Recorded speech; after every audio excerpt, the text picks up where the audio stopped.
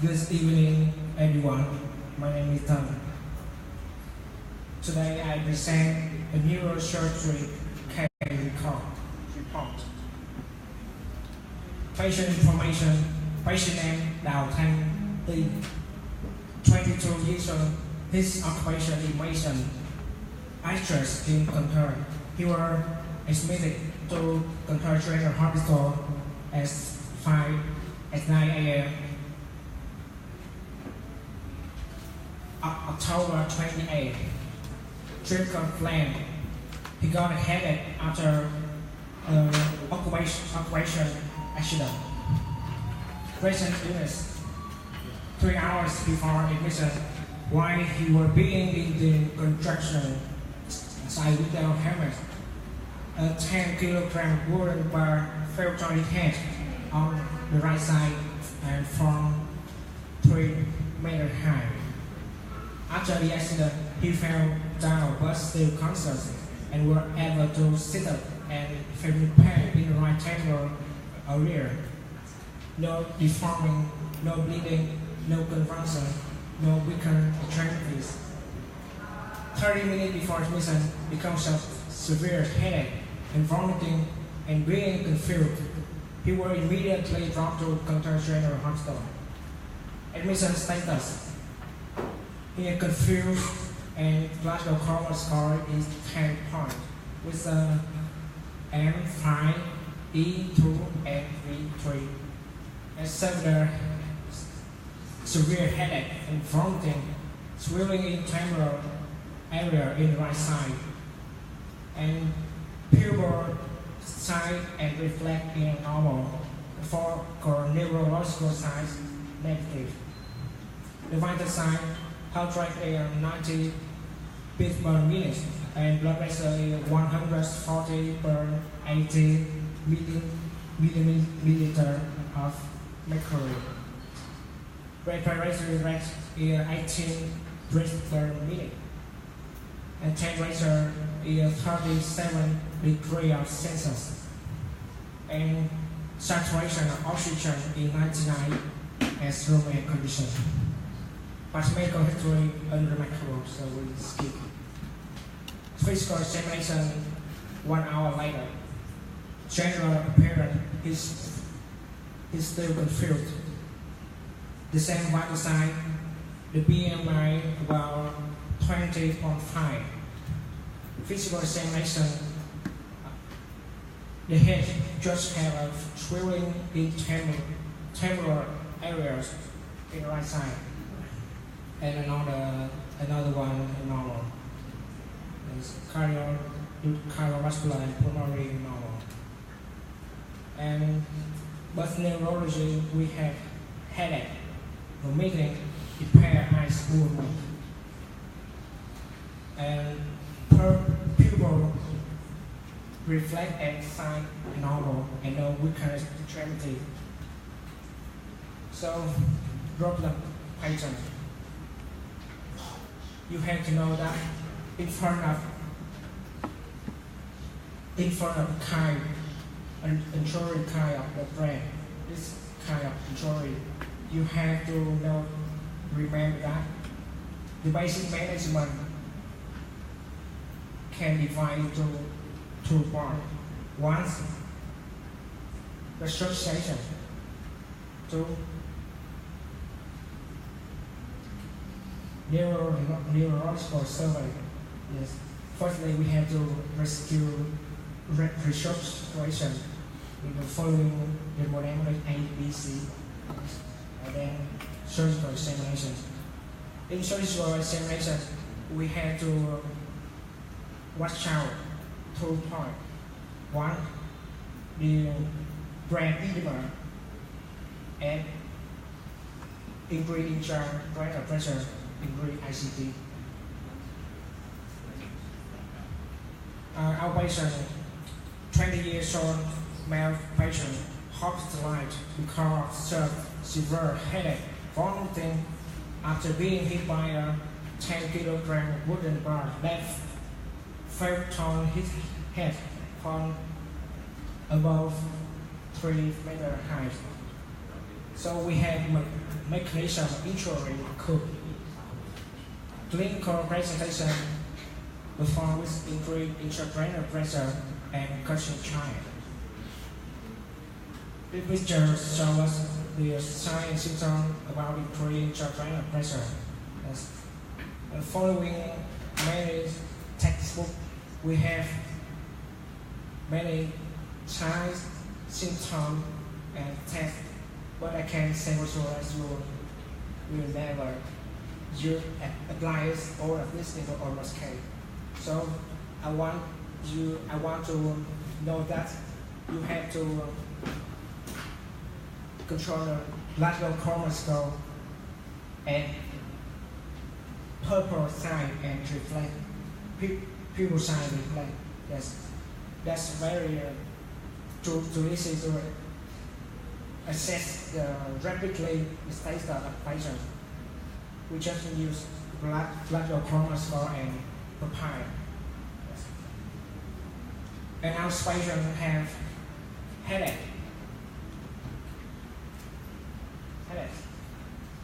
And increases blood pressure and for meeting impaired eye movement. We have 1, 2, 3, 4, 5 signs and symptoms. But their question, why we don't see any other symptom or sign? There are a lot of symptoms there, but we just have 1, 2, 3, 4, 5 signs and symptoms.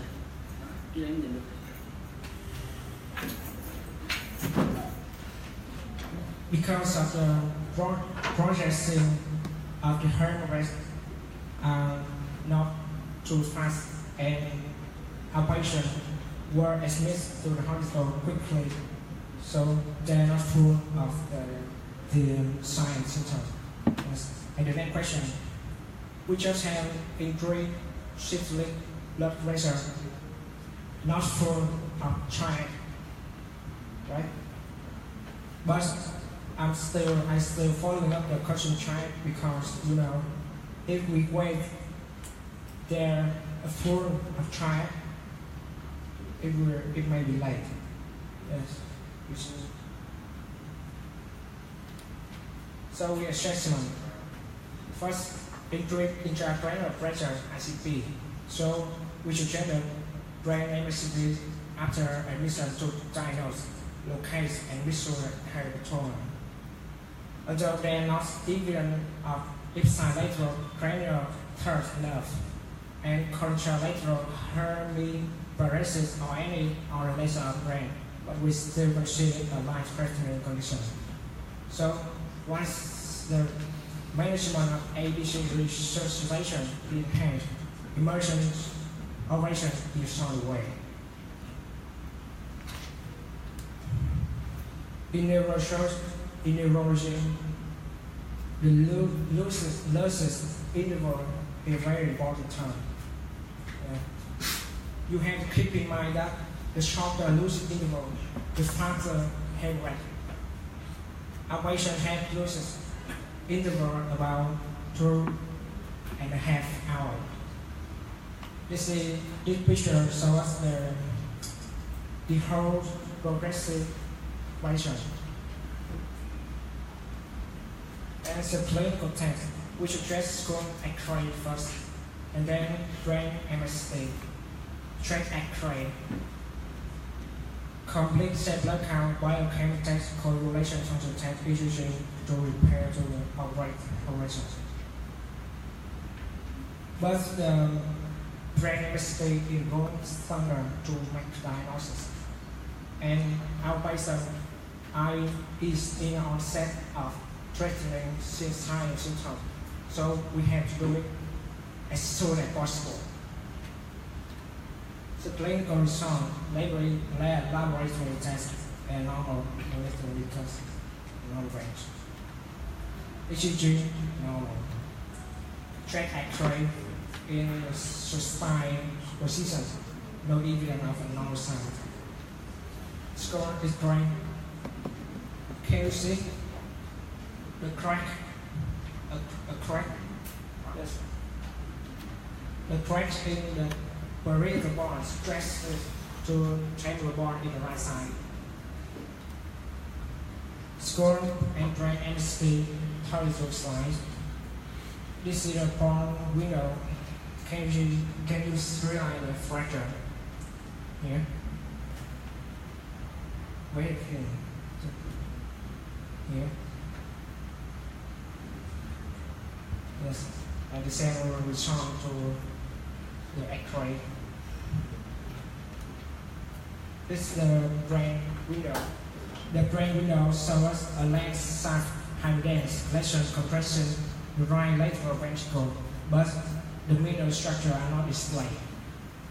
And the conclusion, epidural hemorrhage in the right temporal lobe with the volume of the hematoma is about 100 milliliters.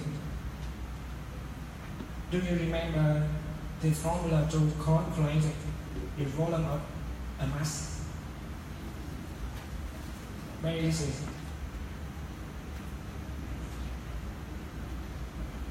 So we have enough evidence to make a diagnosis.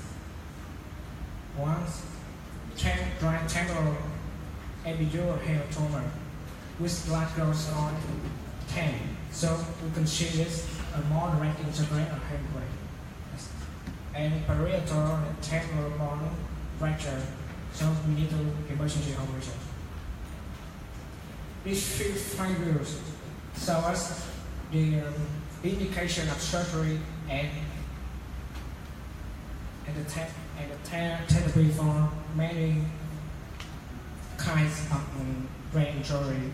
A patient has epidural hemorrhage, so basically PP goal had to greater than 100. For seizure prophylaxis, we use fentanyl if the vascular cortical below than 10. And surgical indication if the volume of the hematoma greater than 30 centimeters cube, or the vascular cortical score below 9 with asymmetric pupils. According to Lyon's current diagnosis and treatment surgery, a 1 centimeter thick temporal epidural hematoma in patients only 30 minutes out from injury should be strongly considered for emergency surgical removal of the hematoma prior to care of other injury not immediately threatening to the ABC. Yes. So treatment and flag goals of therapy: take out the hematoma and short ICP and stop bleeding.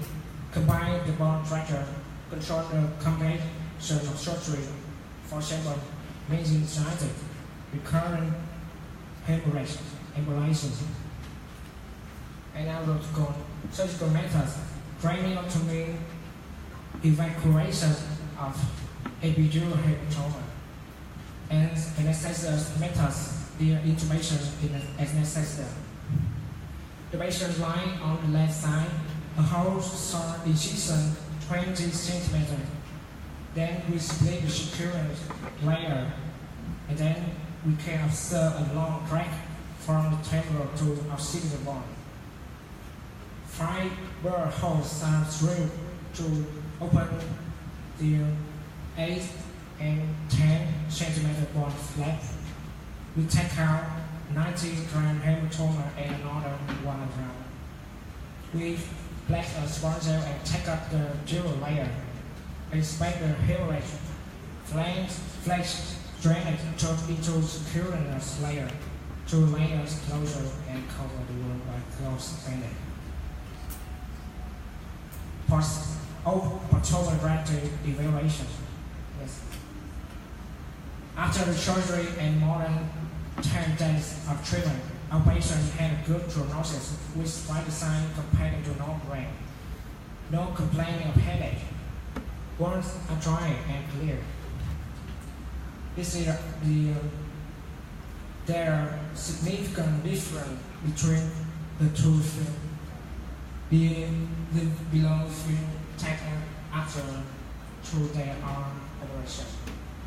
And there no hematoma or fracture. Okay.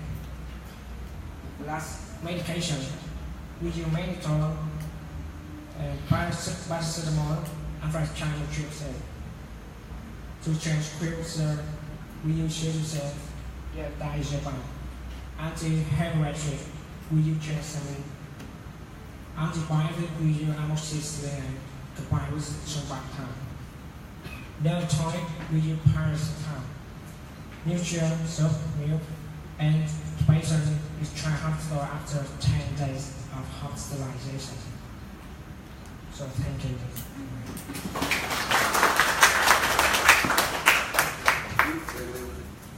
Okay, so now you have any idea of that?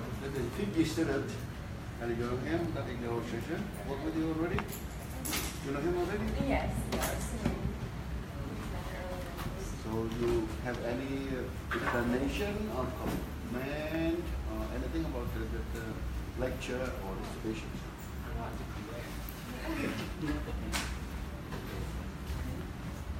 Yes? Okay? You go there?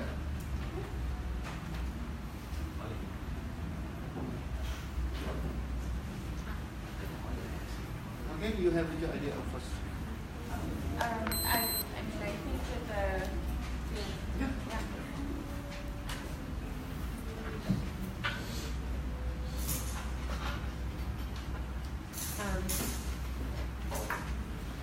so that was a very good presentation about an epidural hematoma. We do tend to see that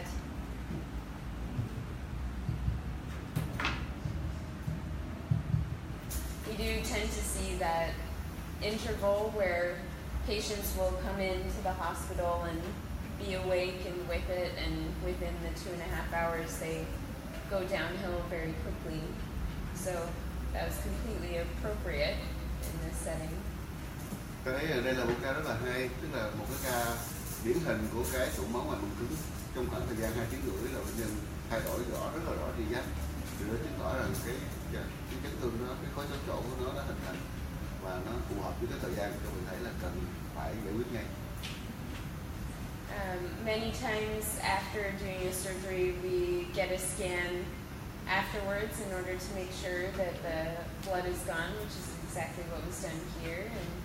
And we'll use medications like mannitol if their exam gets worse after surgery. Chúng ta thấy rằng vì cái chuyện phải chờ đợi cận lâm sàng, nhất là đợi chờ CT các thứ, cho nên cái kết quả mà cho tới cái lúc mà chúng ta quyết định mổ thì nó cũng sẽ kéo dài ra, như vậy cho nên cái cho thuốc của chúng ta cũng sẽ ảnh hưởng rất nhiều sau khi chúng ta mổ. But I think that was a great presentation about how to manage an epidural hematoma, and it is similar to what we would do in Seattle as well. Thì cái cách các bạn trình bày từ lúc tiếp nhận bệnh nhân cho tới chẩn đoán tới điều trị thì cũng giống hệt như bên Seattle của chúng tôi, chẳng có gì khác biệt.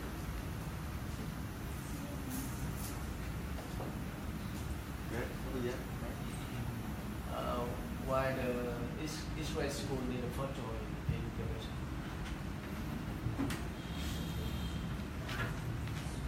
Okay, we see here that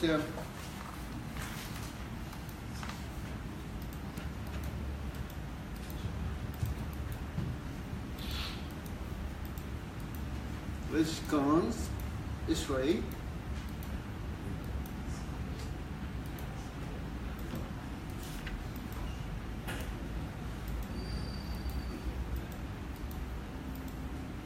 Here's Israel. And we have a crack on the temporal. But the mechanism of trauma is the same coup.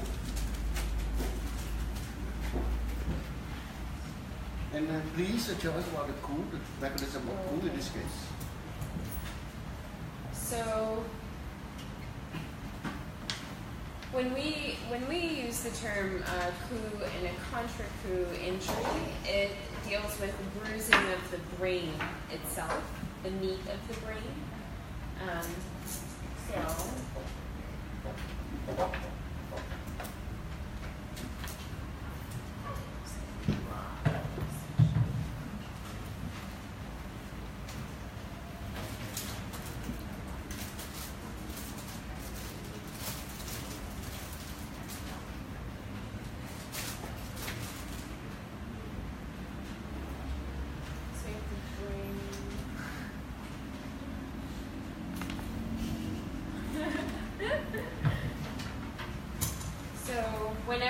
there's an injury where, let's say, someone hits their head or a beam falls, like in this case, there would be a bruise.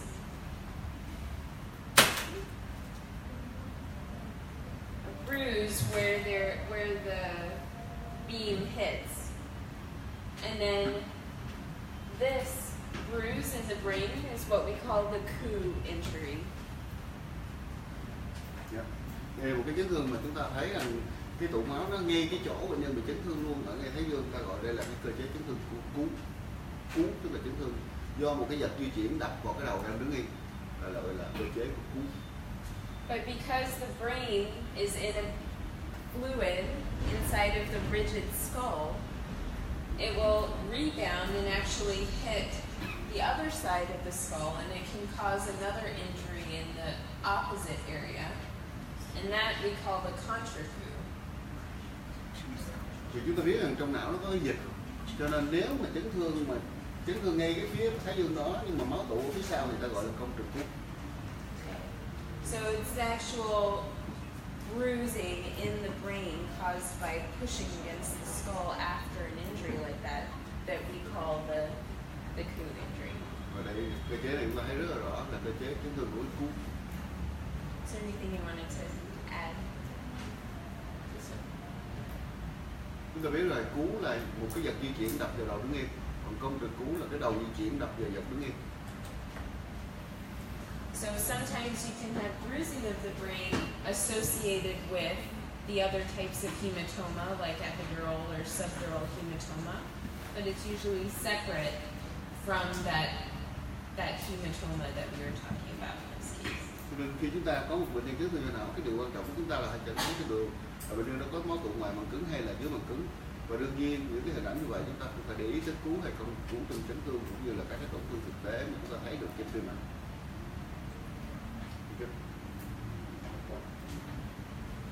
And then you think the patient stay in hospital 10 days, is that too long?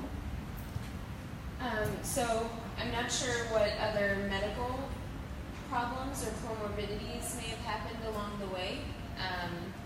Sometimes for our patients after surgery, if they're doing well, then they'll leave the ICU on postoperative day 1. And then as long as they're up and able to walk around and eat and void, then they usually go home or to rehab. Yeah, I think so. Because this patient we have a mechanism of trauma that is very clear, and we have early diagnosis and early intervention. And as you know that with the epidural trauma, that is very easy to do, and to remove the hematoma and the patient recover very quickly. So why stay in hospital 10 days? Yeah, I'm honestly not sure. It might be other medical problems that were associated with it. Sometimes it's hard for patients to come off of the ventilator after surgery. Sometimes they're not feeding well. Sometimes they have weakness or diffuse axonal injury that we don't see on scans. That can influence their ability to move around. Ok, tôi hỏi là trường hợp này bệnh nhân vô bệnh viện mổ liền mà cơ chế chấn thương rất đơn giản như máu tụ quần chứng thì các bạn biết là rất đơn giản, tại sao phải nằm viện tới 10 ngày? Rõ ràng là quá lâu. Thì cậu nói là cậu cũng không có ý kiến gì, tại vì không biết được bệnh nhân hậu phẫu lúc không nổi cái khoảng chừng nào, ăn uống ra làm sao, có ói mỡ gì sao, thuốc men có bị dị ứng hay là phản ứng thuốc gì không, hay là có dung nạp thuốc như thế nào, nên cũng có nói không biết làm sao nói được.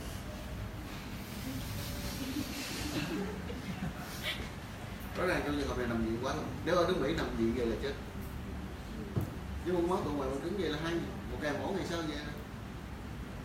Mỹ nó không cho nằm tới 10 ngày vậy đó.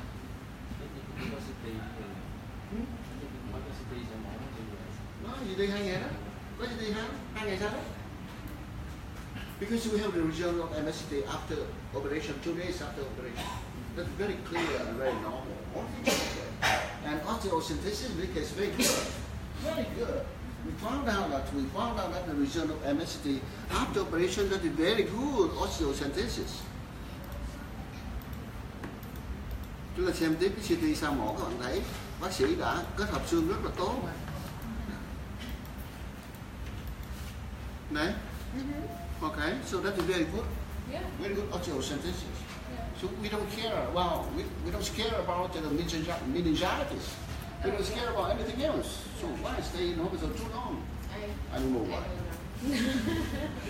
Rõ ràng còn một câu hỏi lớn, bệnh nhân này mổ rất là tốt, mà sao không phẫu mà mình thấy trên CT người ta thấy là cái hộp xương rất là tốt, có nghĩa là bác sĩ đã trả lại cái hộp sọ rất là đẹp. Điều đó có nghĩa là trong cuộc mổ hoàn toàn không hề có phù não, có nghĩa là bác sĩ đã treo cái màng cứng lên rất là đẹp, bác sĩ đã đặt lại cái hộp sọ rất là đẹp và mọi thứ rất là đẹp. Vậy thì tại sao phải ở lại bệnh viện 10 ngày? Nếu ở nước Mỹ 10 ngày cho thì chết. Cái thằng nào trả? Cái thằng mà làm rớt cái cây 10 kg. Because the wooden bar, they're falling from the height of about 2 meters. Yeah, over 10 kilograms. It's not here. So that's accident. Maybe it's development not enough preparation. What? It's development not enough preparation. Yeah, maybe because it is empty department is not enough preparation. So we keep there. So you enhance, you elevate the number of patients. Yeah, so that we earn more money. So that's a good answer, you think? Because the money is important. But the problem is whole page. Whole page. Yeah. So that's just page. Và nó hỏi gì không? Rõ ràng chúng ta thấy các khoa ngoại thần kinh của bệnh viện đa khoa Trung ương của thành phố quá ít, cho nên ta giữ bệnh nhân này lại 10 ngày. Không có lý do gì giữ bệnh nhân này 3 ngày rồi về. 2 ngày sau chúng ta chụp CT thấy hộp sọ rất là đẹp, và bác sĩ đã trả lại cái hộp sọ. Như vậy là người ta cũng đã hàng lại cái hộp sọ mà. Ở đây mình không thấy nói tới kỹ thuật hàng lại cái hộp sọ. Chắc chắn. Yeah. We need to fix again the cranial and we fix again. That's a very good work, good job. So that's the reason why you like neurosurgery? Neurosurgery? Oh, there are many reasons. What did you tell the young doctor there? No, they're not yet the doctor. This is the clinical students. So the 6 years, to the 5th year, to the 4th year, and some 1 or 3 years, 3rd year. But you say why you choose neurosurgery? Because you earn a lot of money there? It's in America. It's a very long process. Sure we know. I love the brain. I think it's one of the most fascinating organs that we have. It's essentially the only organ that studies itself, and it has the capacity to do amazing things and helps to contribute to who we are and our cultural differences, language, being able to enjoy music, many different things. And that's where my love of the brain had started, just from trying to understand how it's able to do that. And as I started to see patients where there are things that go wrong in the circuitry or in the brain itself, I found that I was more drawn towards trying to help them develop ways around that. Personally, I love working with my hands. I like doing surgery. I like knowing that I've physically done something to hopefully help someone have a better life, better quality of life. And I think it's a combination of that and my just fascination with the brain that drew me to neurosurgery. Thực ra cô nói là cô rất yêu cái sọ não, rất yêu cái não, cho nên cô muốn làm tất cả những cái tuyệt tác, những công trình nghệ thuật gì đó trong cuộc sống có liên quan tới não. Một việc là những cái thành quả mình làm được, việc đánh giá về kết quả của não, những công trình kiến trúc, những cái gì mà do não nghĩ ra, não làm ra. Thỉnh thoảng thì cô cũng thích là phẫu thuật bằng tay, tuy nhiên cô thấy rằng cái niềm đam mê của cô vẫn là phẫu thuật của sọ não, và trả một con người về cuộc sống bình thường với những cái suy nghĩ, với những việc làm, như là những cái sản phẩm gì đó mà nó liên quan tới não, thì vẫn thấy cuộc đời này đáng yêu hơn. So I encourage everybody to go into the Okay. Còn chín hợp, hai cái gì nữa? Một chút giả sử. In this case, why do you X-ray the first choice? X-ray school. Not this case. In this case. We see that the head stand up. His question is why head stand up? Why the X-ray was done? Yeah. Why head stand up here? Yeah. So usually we would just get a CT, given that it would tell us if there's any bony abnormality in addition to if there's any hemorrhage. So we don't usually start with a skull X-ray. However, I think that if there's a high suspicion for a fracture and you want a quick test to see, then it would be reasonable. And you can't get a CT sooner, then it would be reasonable. But usually we start with a CT. And you also do head stand up in the countries? You do this head stand up? Yeah, You head do also? CT? Yeah, yes. Ý India thì sao? Tôi nghĩ là cổ nói rằng trên nước Mỹ cổ cũng phải sử dụng cái head stand up trước khi chụp CT, vì nó nhanh, gọn, đơn giản và nó là một cái thủ tục. Nhưng mà có vẻ như là nhiều bác sĩ ngoại trên ở Việt Nam hiện nay không thích head stand up nữa, vì nó không có ý nghĩa gì cả. Nên câu hỏi lớn hiện nay là tại sao head stand up? Để làm gì? Sao không chuyển hẳn đi chụp CT luôn? Tại head stand up hiện nay đâu có ý nghĩa lâm sàng gì nữa đâu. Trừ trường hợp vợ quấn chồng bằng đũa bếp hay gì đó thì head stand up. Yeah. Because many neurosurgeons in Vietnam, they don't like a head stand up now. Head CT? They don't. MSCT sure, but head stand up no. This school. Skull this way. School No. is right. Yeah, no. We usually start with a head CT. Yeah, sure. Yeah. But head stand up no. Not really, because you can see what you need to see Yeah. on the CT. Why? Why? So the question, Dr. Yang asked, why we use skull this way here? Why? For what? For what? Why?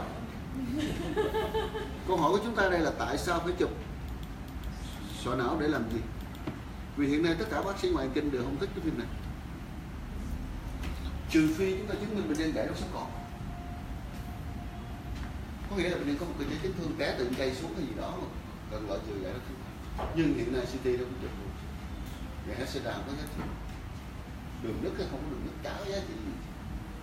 Gần như tất cả bác sĩ ngoại kinh không có thích scar this way anymore. Okay? Vietnamese now, the neurosurgeon, all of them, they dislike it, the scar this way because it's not useful. It's useless. It wastes time. It takes money, a little money, but it's waste time and this for nothing. It's a nonsense.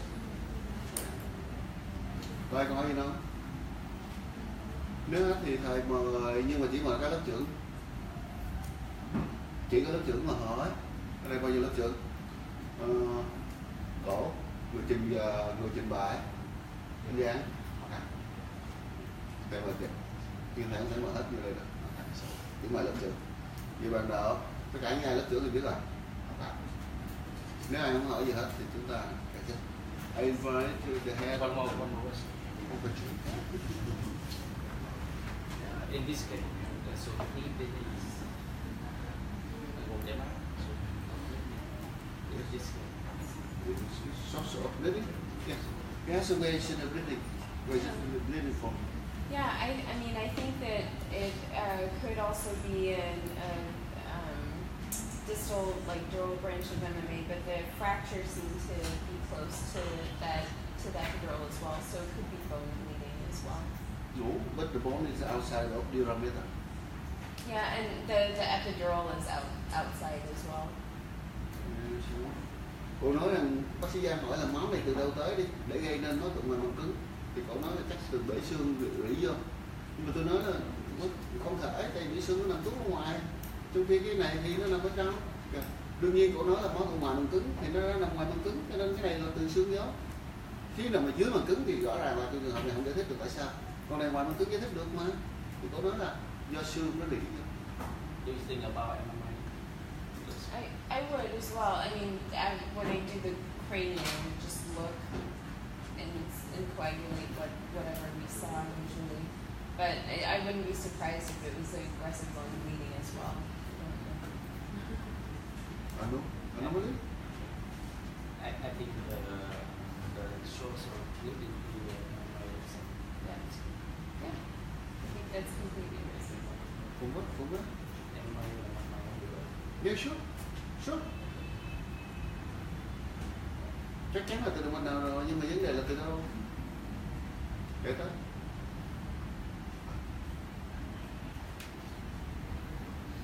Cũng khó. Với thời gian 2 tiếng rưỡi, 90 ra 100 gram. Bác sĩ Giang nói là từ động mạch não giữa tới, cổ thì nghĩ là từ xương sọ bể tới. Okay. He thinks that it's from the source of artery, median artery. Yeah, You think from the bone? Oh no, I was saying that it could either be from the branch of the MMA or the fracture. And if after you evacuated the hematoma and the bones already stopped bleeding, so we don't know where is the source, where is it the blood from? But how can we confirm? How do we know? Bây giờ sau khi chúng ta mở hộp xương ra, thì cái này là máu tụ ngoài màng cứng cho nên rất là dễ cho mình chỉ lấy máu tụ đi thì cái màng cứng nó sẽ phồng lên lại, chúng ta chỉ fix cái màng cứng lại để đừng có tạo cái hoa ảo thôi. Thế là chúng ta ra rất là dễ. Nhưng câu hỏi là máu từ đâu tới? Nếu chúng ta nói là máu từ động mạch mà nó giữa, vậy thì tại sao không có subdural? If you tell me that it's from median artery, where is a subdural hematoma? They say no. So only epidural. And when you evacuate the hematoma, you see no bleeding anymore. So that it couldn't be the source from artery. If the artery is still bleeding. So sometimes when the clot is organized, it creates enough pressure to actually overcome the artery. Cổ và bác sĩ Giang vẫn bảo vệ là tổn thương động mạch não giữa. Màng não giữa. Ok. Chúng ta sẽ được. Động mạch não giữa thì xuất phát từ đa dấu Willis. Còn động mạch màng não giữa. So we have to rule that you are right and he is right. That is from the which artery that causes bleeding. I need to confirm.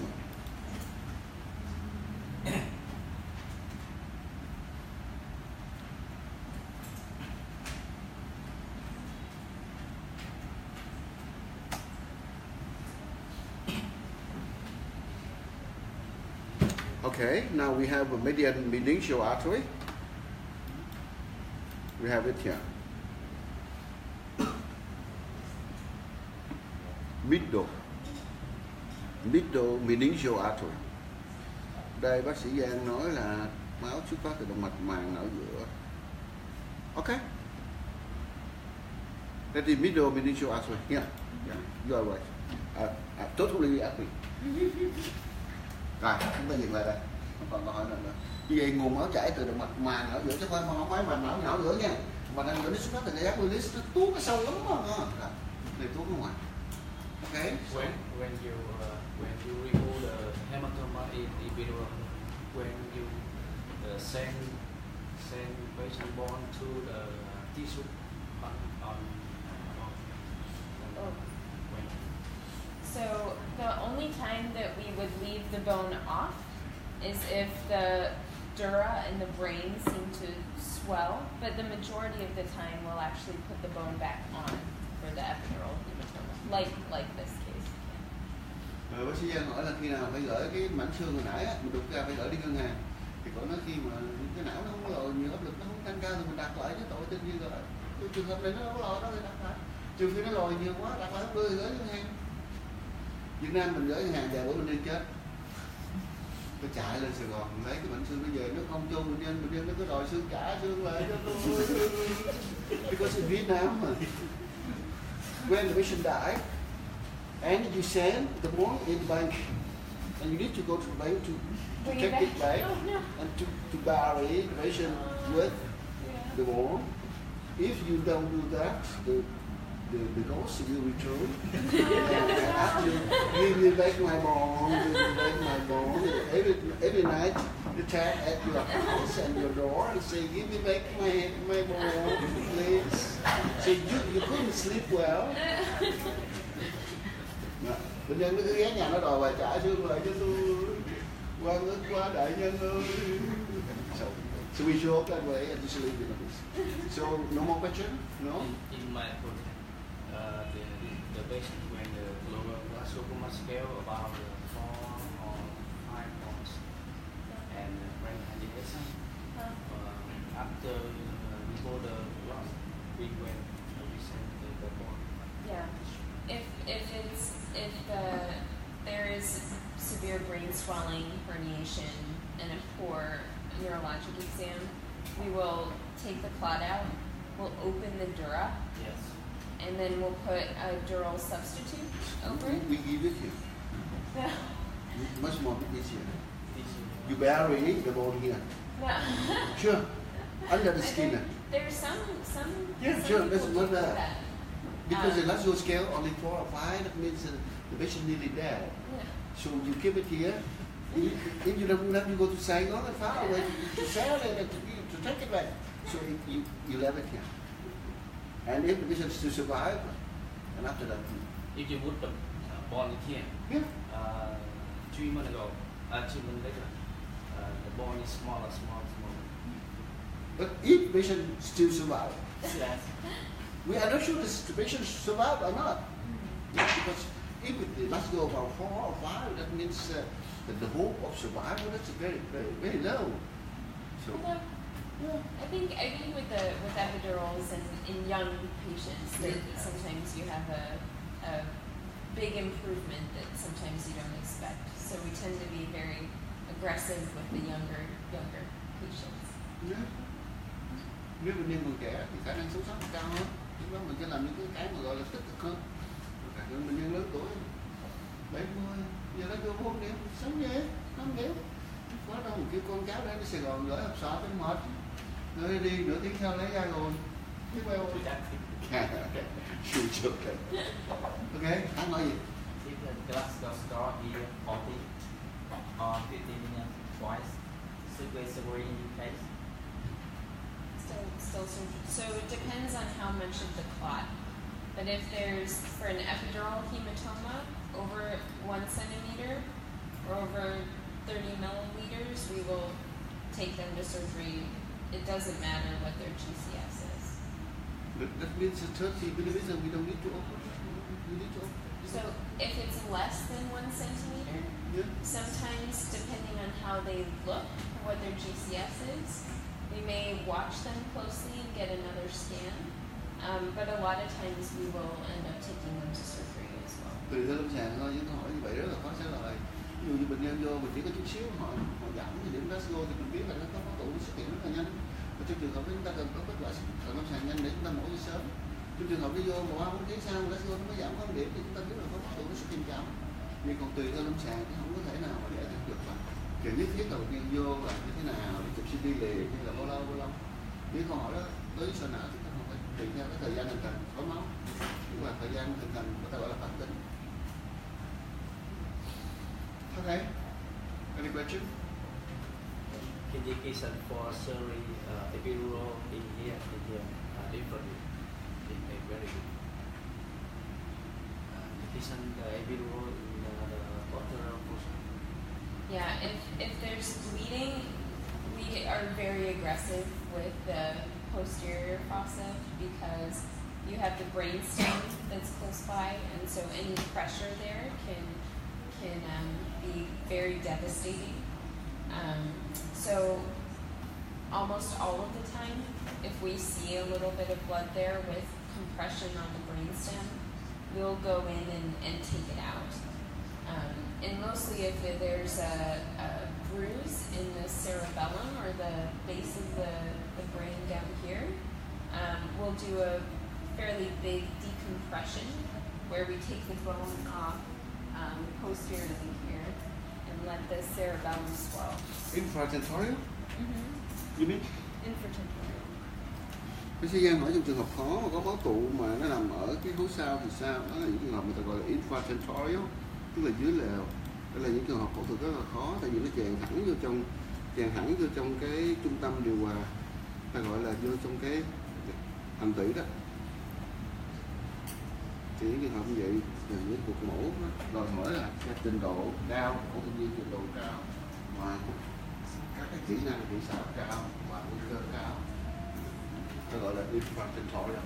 chữ thêm tiếng Pháp tăng có nghĩa là cái lều, từ đó tiếng Anh nó mượn qua bên tiếng Pháp, từ cái chữ lều nó tăng giọng, hồi xưa mình có từ tăng giọng, tăng rồi lều, như vậy thì infraterritorial nghĩa là dưới lều.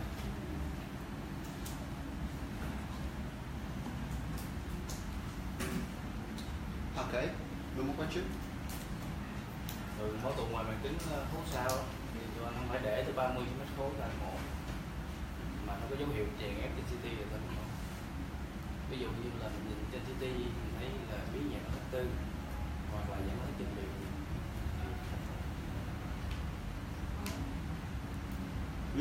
Lý do sao mua sách? Để nó hết qua mổ nó như là mổ một ngày đúng không? đụng vô chỉ vì lý do nó khó, ta ngại vô đó sợ lựu đạn nổ ta không dám vô, chứ không phải là cái kết quả là vô mổ và không mổ không khác nhau là mấy, tại đa số đụng vô là chết. Cho em mổ này ngoài mình tính nha. Còn đấy Cũng rất là dễ.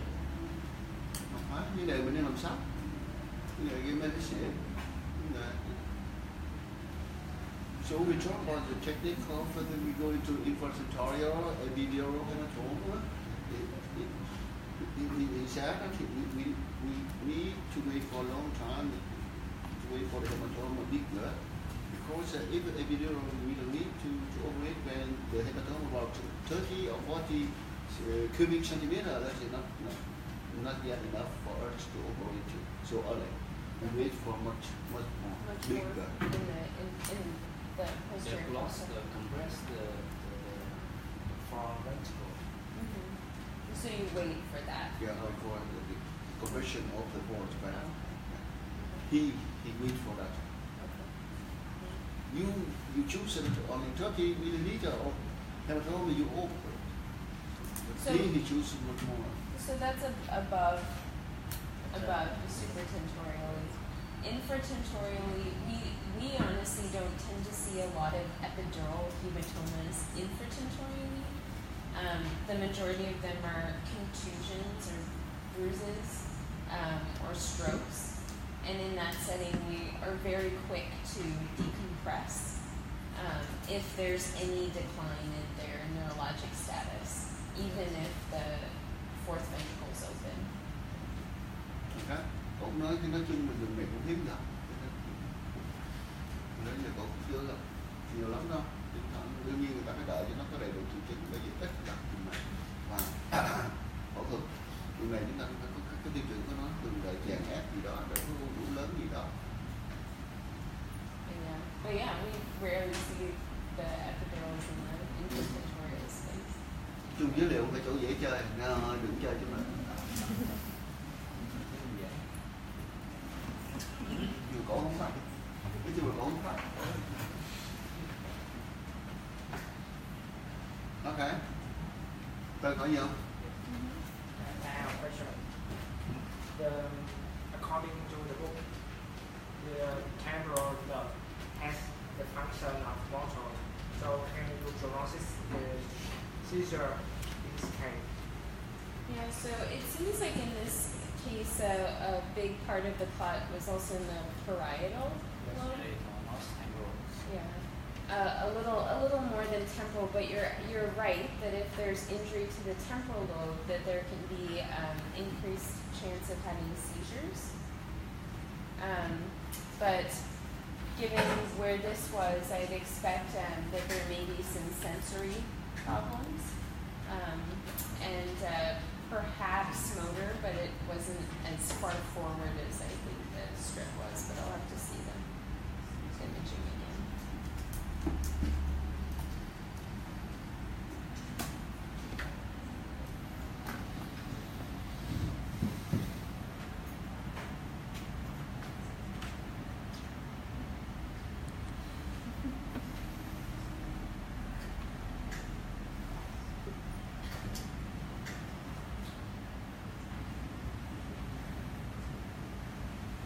Okay, no more question.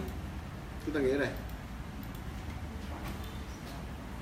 Okay, evaluate. Thứ nhất là máu tụ đó thì không phải là một cái gì Hãy dừng được. Dạ. thứ hai là một cái dương không phải là một vận động nằm ở vị trí còn trước trung tâm của vị trí. cái này nó vẫn còn nằm ở vùng dễ bóc ra mặt san đúng không?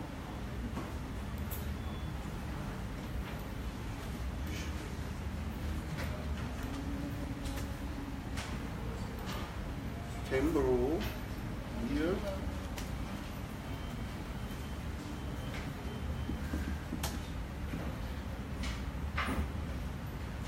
Temporal trauma.